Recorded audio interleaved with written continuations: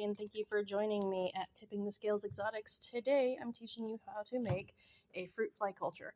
So I kept one of the old containers that I got from Petco because it already had, a container with a lid with like little holes and this little screen on top of it. And I went to DFW Reptarium and got this Rapashi Superfly. That's the medium that they sit in, they eat, they breed in. And then this is called Excelsior. It just gives them somewhere to hang out on. It gives more surface area inside the cup. So the directions on the Superfly is you're going to use 3 tablespoons to 2/3 cup of water in a 32-ounce container. This is obviously not a 32-ounce container. This is a 16-ounce container. So I'll be using 1/3 cup of water and then 1 tablespoon, 1.5 teaspoons of the Superfly for this. So I'm going to be using boiled water. So let me go get my water now that it's done boiling. We're going to pour out 1/3 cup of water.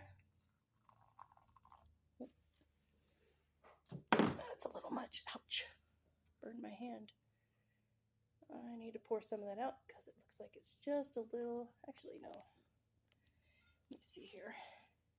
Oh no, it's right about on the line, so that should be good. Okay, 1/3 cup of water. And now we're going to get the Superfly out. So here's 1 tablespoon, 1 teaspoon, 1/4 of a teaspoon. Now we're going to stir that in there. Well, that thickens up pretty quickly, doesn't it? I'm gonna move this stuff around. Sorry, I don't have enough hands. Okay, don't mind that noise. Stir it up good. Now we need to let this cool completely before we put our fruit flies in there, but you can go ahead and add the Excelsior in if you want, so it's kind of embedded in there and held in place by the Rapashi Superfly medium. There we go. And then once that's cooled off, we can add our fruit flies. There we go. That's good enough.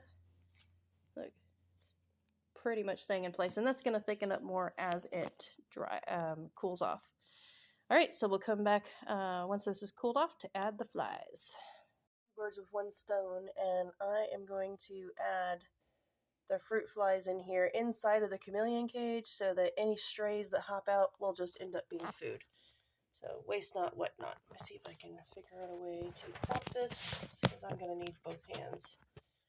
All right.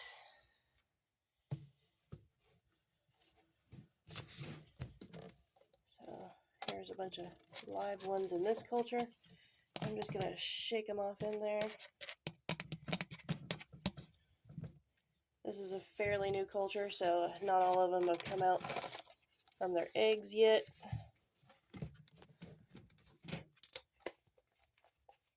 Do one of the older ones.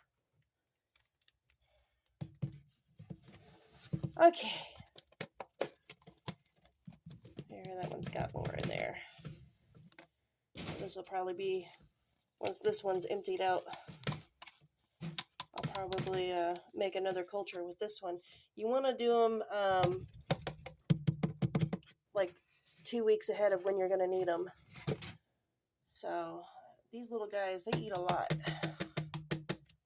And I feed them every day so they can grow big and strong. Baby Jackson's chameleons, they're very sensitive. So if I can get all of them to thrive, I will really feel like I have a sense of accomplishment as they are just so fragile. All right, so I got some in there. I'm going to put the lid on and I'm going to mark the date and let them breed and start a new colony in here. And that way I'm not spending $10 to $15 on a new colony every time I need fruit flies. Anyway, so that is how you do a fruit fly colony. Thanks for watching.